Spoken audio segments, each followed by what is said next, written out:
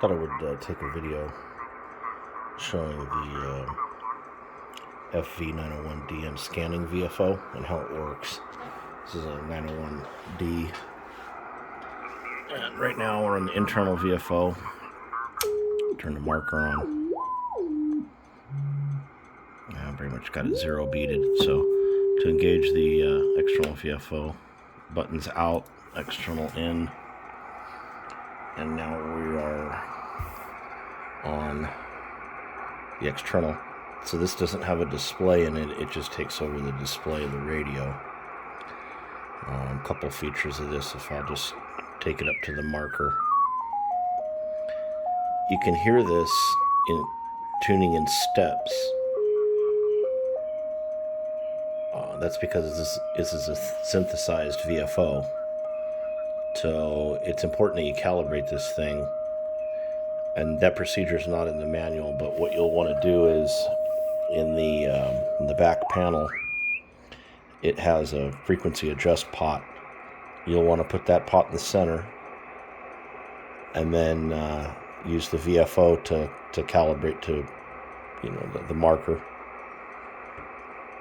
And once you've done that, you can use the pot in the back to fine tune it. So you could use a signal generator or the marker to get you close, or really the best way is just to listen to somebody that you know is spot on, and you can adjust it. Anyways, once that's done, the fact that this is stepped really won't be much of a problem. But you can see that every digit you change, you're going to hear it jump. So that's why it's important to calibrate it.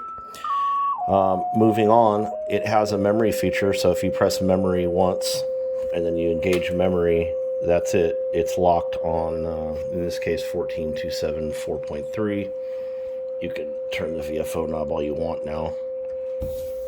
So this locks that exact frequency, and it will never move from there. So in fact, I've left this for 24 hours and come back, and it's exactly right on tone. So it's kind of neat, 1977 to really have a driftless radio. If you go back to the VFO, then you can tune it again. So we can set a memory here, memory, lock it. That's it. It's locked.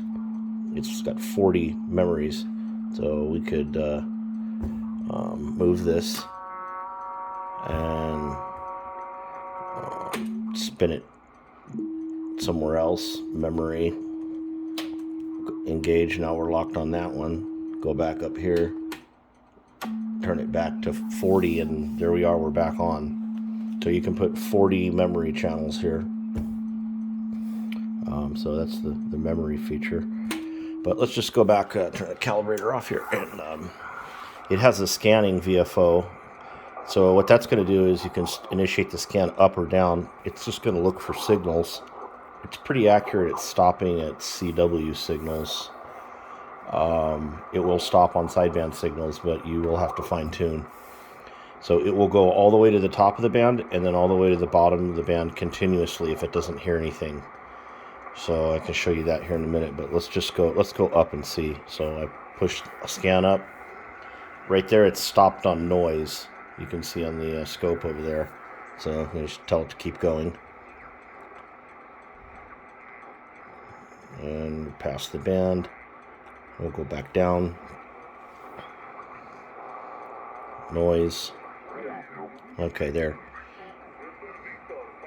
So it found those guys talking. As you can see, I had to touch the VFO up to get them tuned in. Let's keep going.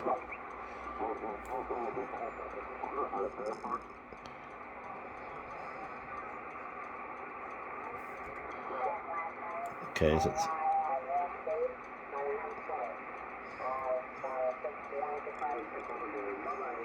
sounds like maybe an Italian station there. Okay, we'll keep going. Sounds like it got noise.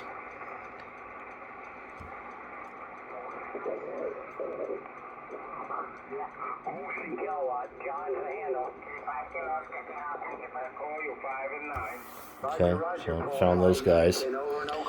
So if you want it to only find strong signals and not noise, you just turn up the RF gain.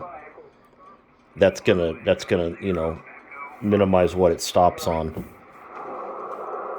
So that's a really strong noise there. That's likely my neighbor's RV converter, but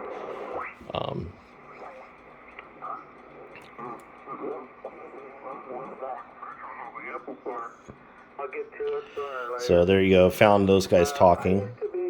But yeah, you can scan up or down. Noise, or that maybe that's FT-8. I don't know.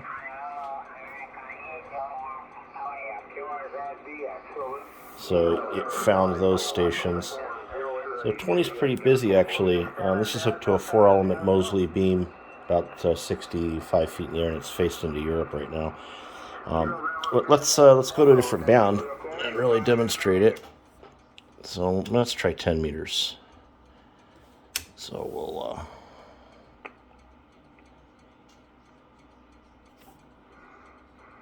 get this set. Scan up. Okay, it's stopped at the calibrator. Make sure that's peaked. The pre-selector. Turn the calibrator off, and we'll start scanning. So here we go. We're scanning up on 10 meters. It'll go all the way to the top of the band. Actually, it goes a little bit past. So this is, I think, 28,500 on 10A. So there's nothing really out there. And it should automatically go back down. Let's see.